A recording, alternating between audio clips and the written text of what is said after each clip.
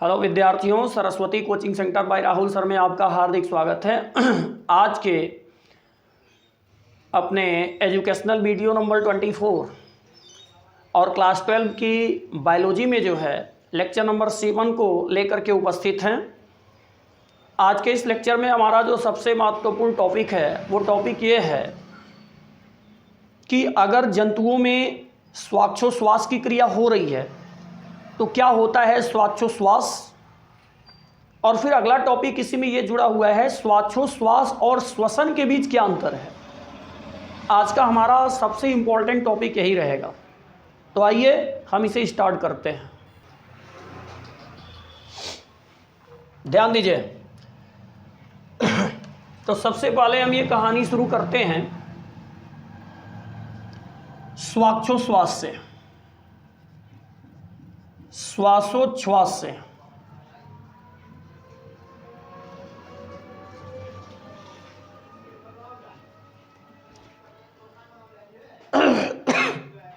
प्रिय विद्यार्थियों, अगर आप श्वासोच्छ्वास की बात करेंगे तो श्वासोच्छ्वास को अंग्रेजी में बोलते हैं ब्रीथिंग।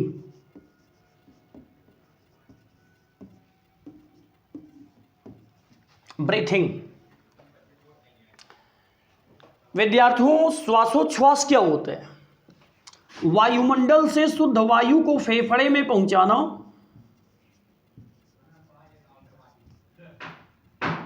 वायुमंडल से शुद्ध वायु को शुद्ध वायु से तात्पर्य O2 है, फेफड़े में पहुंचाना,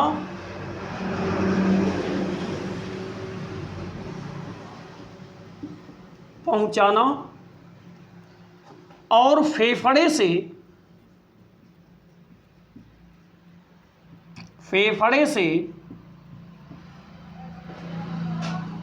अशुद्ध, वायुमंडल से शुद्ध वायु को फेफड़े में पहुंचाना और फेफड़े से अशुद्ध वायु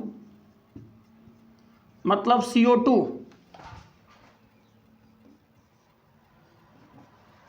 फेफड़े से अशुद्ध वायु को बाहर निकालने की क्रिया श्वासोच्छ्वास कहलाती है।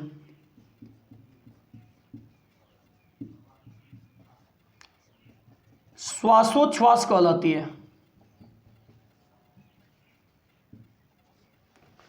पूरी फोकस के साथ समझिए। वायुमंडल से शुद्ध वायु को फेफड़े में पहुंचाना और फेफड़े से अशुद्ध वायु को बाहर निकालने की क्रिया ही श्वासोच्छ्वास कहलाती है।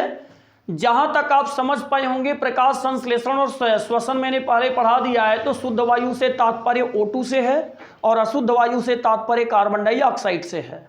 मतलब जिस समय हम श्वास अंदर की ओर खींचते हैं उस समय शुद्ध वायु O2 जाता है और जिस समय श्वास बाहर की ओर फेंकते हैं उस समय CO2 बाहर की ओर निकलता है।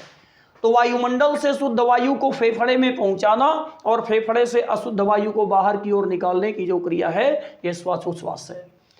विद्यार्थियों, अगर आप समझें श्वासोच्छ्वास के पद, श्वासोच्छ्वास के पद, श्वासोच्छ्वास के पद, तो श्वासोच्छ्वास की जो क्रिया होती है यह 2 पदों में पूरी होती है। पहला है निश्वसन, पहला है निश्वसन, अंग्रेजी में बोलते हैं इंस्पायरेशन, और दूसरा है निःश्वसन,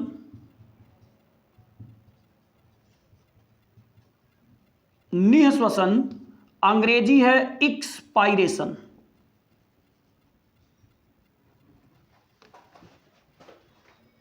निःश्वसन और निःश्वसन, इंस्पायरेशन और एक्सपायरेशन।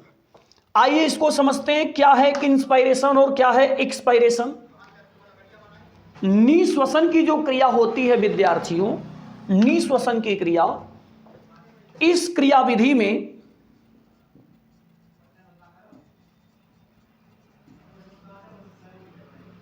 इस क्रियाविधि में शुद्ध वायु को फेफड़े में पहुंचाया जाता है।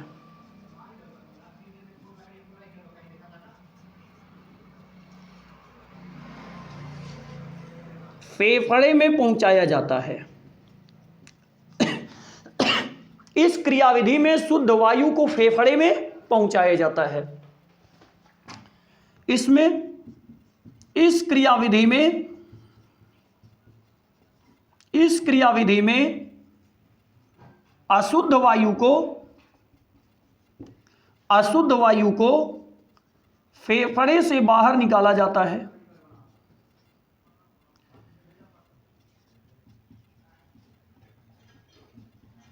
फेफड़े से बाहर निकाला जाता है। हाँ, तो विद्यार्थियों, मैं आपको श्वासोश्वास और श्वासोश्वास का पद समझाया। क्या होता है श्वासोश्वास? वायुमंडल से शुद्ध वायु को फेफड़े में पहुंचाना और अशुद्ध वायु को फेफड़े से बाहर निकालने की जो घटना है वो श्वासोश्वास कहलाती है, अंग्रेजी में ब्रीथिंग है। श्वासोश्वास के कितने पद होते हैं? तो इसका आंसर है श्वासोश्वास के दो महत्वपूर्ण पद होते हैं। एक होता है निश्वसन, दूसरा होता है निःश्वसन। एक होता है इंस्पायरेशन, दूसरा होता एक्सपायरेशन। निःश्वसन क्या होता है? जिस समय हम वायुमंडल से शुद्ध वायु को फेफड़े में पहुंचाते हैं तो श्वासोश्वास की यह क्रियाविधि निःश्वसन है, और जिस समय हम फेफड़े की अशुद्ध वायु को बाहर वायुमंडल में त्यागते हैं तो श्वासोश्वास की यह क्रियाविधि निःश्वसन है। तो इसका मतलब यह फिक्स है कि श्वासोश्वास की क्रियाविधि दो पदों में पूरी होती है, जिसमें पहला है निःश्वसन, फिर अगला है निःश्वसन। विद्यार्थियों, आपको एक मेजर इंपॉर्टेंट टॉपिक बताते हैं जिसका आप अवलोकन जरूर करिएगा, और वो टॉपिक क्या है इसे ध्यान से सुने। निःश्वसन और निःश्वसन, ये निःश्वसन है और ये निःश्वसन है। अगर निःश्वसन और निःश्वसन दोनों को आपस में मिला लिया जाए तो इसका मतलब ये श्वासोश्वास है, और बायोलॉजी की भाषा में किसी को बोलते हैं श्वसन चक्र।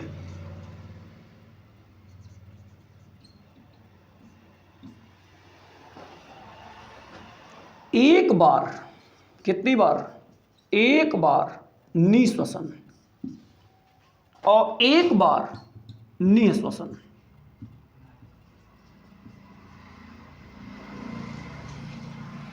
इन दोनों को मिलाकर के ही श्वसन चक्र कहते हैं। एक बार निःश्वसन और एक बार निःश्वसन की जो घटना वो क्या है? श्वसन चक्र है। इससे एक बात और भी निकल करके आती है। एक मिनट में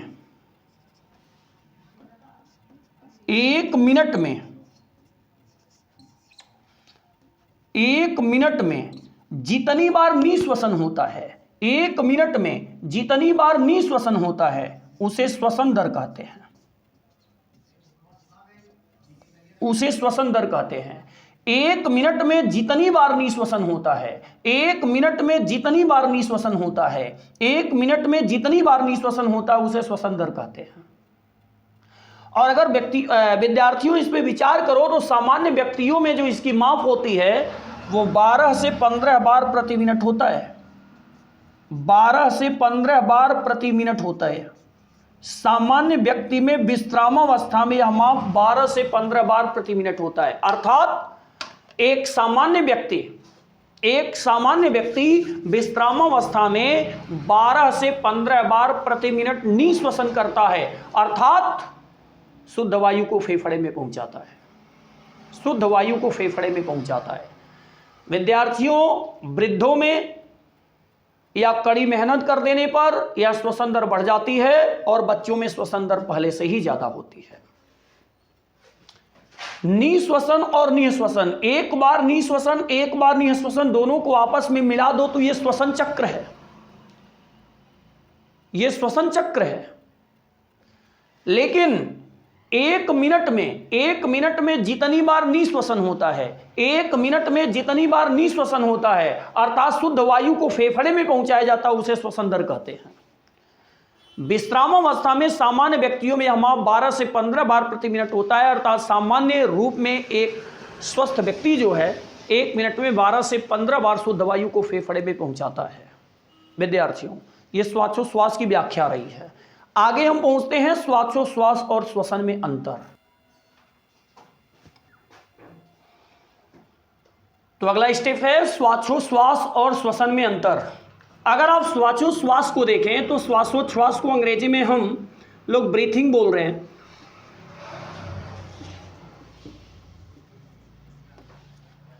और श्वसन को अंग्रेजी में हम लोग रिस्पायरेशन बोल रहे हैं।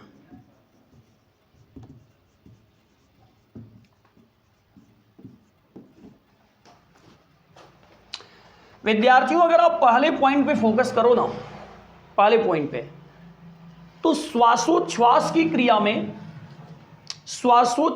क्रिया में केवल गैसीय विनिमय होता है। इस क्रिया में केवल गैसीय विनिमय होता है। विनिमय मतलब लेन देन, केवल गैसीय विनिमय होता है। O2 को ग्रहण करो, CO2 को निकालो, O2 को ग्रहण करो, CO2 को निकालो। जबकि श्वसन की क्रियाविधि में O2 के ग्रहण किए जाने के बाद जैव ऑक्सीकरण अभिक्रिया होती है।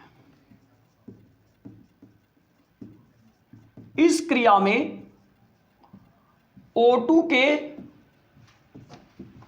ग्रहण होने के बाद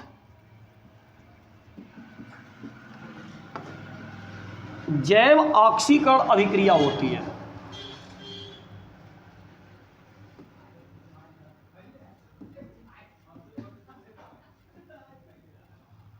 जैव ऑक्सीकरण अभिक्रिया होती है।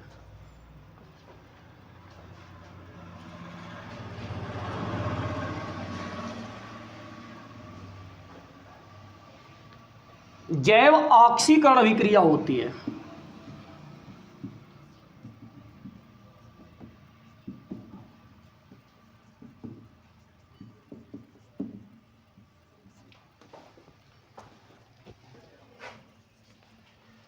इसको देखो, यह क्रियाविधि 2 पदों में पूरी होती है।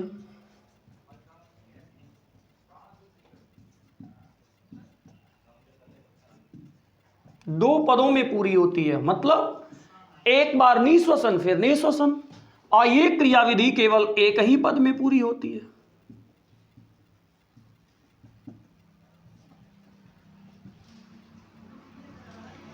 एक ही पद में पूरी होती है।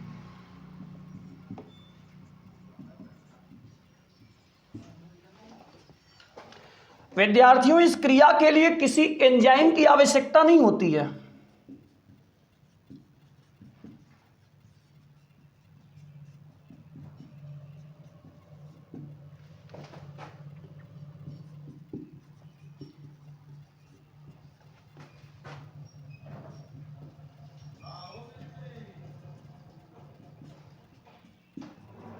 इस क्रिया के लिए किसी एंजाइम की आवश्यकता नहीं होती है, फिक्स है। लेकिन विद्यार्थियों, इसमें रिएक्शन होता है, तो इसका मतलब इस क्रिया के लिए एंजाइम की आवश्यकता होती है।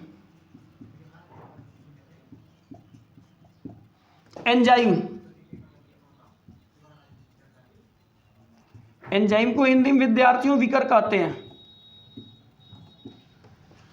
आवश्यकता होती है।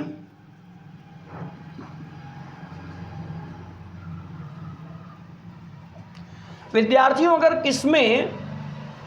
किसमें आप 4 नंबर पॉइंट को फिक्स करिएगा तो आप ध्यान से देखिएगा, ये क्रियाविधि कोशिका के बाहर होती है। बाह्य नासा मार्ग से वायु ग्रहण करना, बाहर निकालना।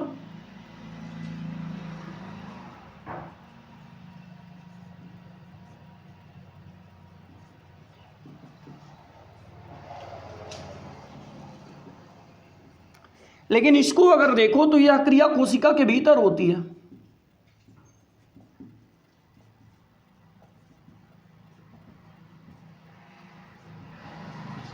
कोशिका के भीतर होती है। अगर 5 नंबर वाले पॉइंट को ऑब्जर्व करो तो आप यही पाएंगे कि जो श्वासोच्छ्वास की क्रिया होती है जो श्वासोश्वास की क्रिया होती है इसके लिए श्वसन चक्र और श्वसन दर दोनों परिभाषित है।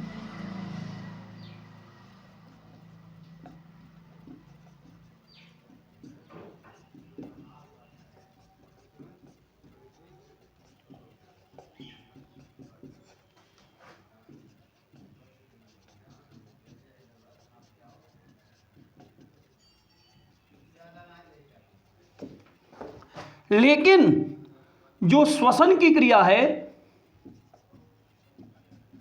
यह क्रिया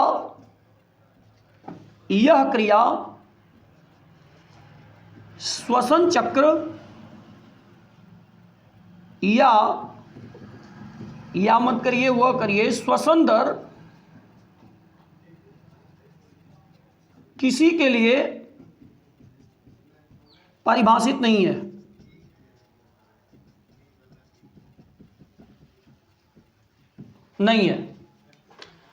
विद्यार्थियों, मैंने क्या क्या अंतर आपको बताया, ध्यान से सुने। श्वासोश्वास और श्वसन के बीच अंतर आप देख भी पा रहे, नोट्स भी बना सकते हैं, मेरी बातों को भी सुनिए। श्वासोश्वास और श्वसन के बीच क्या अंतर है? सबसे पहले तो श्वासोश्वास को अंग्रेजी में आप ब्रीथिंग बोल रहे हो और श्वसन को अंग्रेजी में आप रिस्पायरेशन बोल रहे हो। अंग्रेजी का तो अंतर है ही, बाकी क्या अंतर है विद्यार्थियों? श्वासोच्छ्वास की क्रिया में केवल गैसीय विनिमय होता है, शुद्ध वायु ग्रहण करो, अशुद्ध वायु बाहर निकालो, तो लेन देन हुआ। जबकि श्वसन की जो क्रिया होती है इसमें ऑक्सीजन ग्रहण किए जाने के बाद, मतलब इसमें कोई गैसीय विनिमय नहीं होता, बल्कि ऑक्सीजन ग्रहण किए जाने के बाद जैव रासायनिक अभिक्रिया शुरू हो जाती है, जैव ऑक्सीकरण अभिक्रिया शुरू हो जाती है, जैसा कि मैंने आपको श्वसन में पढ़ाया है। लेक्चर नंबर 6 और 5 देखिए। लेक्चर नंबर 5 विद्यार्थियों, अगर आप ये सोचोगे दूसरा अंतर क्या है, तो श्वासोच्छ्वास की जो क्रिया होती है वो 2 पदों में पूरी होती है। एक बार होता है इंस्पायरेशन, एक बार होता है एक्सपायरेशन, लेकिन श्वसन की क्रिया केवल एक पद में पूरी होती है, इसका अगला कोई चरण नहीं होता। श्वासोच्छ्वास की क्रिया जो होती है इसमें किसी प्रकार के एंजाइम या विकर की आवश्यकता नहीं होती है, लेकिन श्वसन की क्रिया के लिए एंजाइम की आवश्यकता होती है, विकर की आवश्यकता होती है, क्योंकि उसमें रिएक्शन होगा, गैसीय विनिमय नहीं होगा, गैसीय विघटन होगा, और गैसीय विघटन के समय एंजाइम की जरूरत पड़ती है।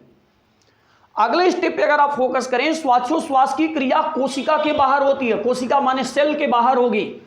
नासा मार्ग के रास्ते O2 ग्रहण करो, नासा मार्ग के रास्ते CO2 बाहर निकाल दो, कोशिका के बाहर होती है। लेकिन श्वसन की क्रिया कोशिका के भीतर होती है, मतलब जो हमारा फेफड़ा है, जो हमारा लंग्स है, जो हमारा फुफ्फुस है, उसके भीतर जो वायु कोशिकाएं पाई जाती हैं, श्वसन की क्रिया वहां संपन्न होती है। श्वासोच्छ्वास की क्रिया में जो है, श्वासोच्छ्वास की क्रिया से जो है हमारे श्वसन चक्र और श्वसन दर दोनों परिभाषित हैं, क्योंकि हमने पढ़ा है एक बार निश्वसन और एक बार निःश्वसन दोनों को मिला करके श्वसन चक्र बनता है, और 1 मिनट में जितनी बार शुद्ध वायु को फेफड़े में पहुंचाया जाता है, अर्थात 1 मिनट में जितनी बार निःश्वसन होता है उसे श्वसन दर कहते हैं। तो श्वासोच्छ्वास से श्वसन चक्र व श्वसन दर दोनों परिभाषित है, लेकिन श्वसन से जो है श्वसन चक्र या श्वसन दर परिभाषित नहीं है। विद्यार्थियों, इस पॉइंट को आप विशेष ध्यान दीजिएगा, यह सबसे इंपॉर्टेंट बात है। आज के बॉटनी के लेक्चर में बस इतना ही। शेष के लिए आपको नेक्स्ट डे फिर मिलते हैं, तब तक के लिए थैंक यू फॉर वॉचिंग।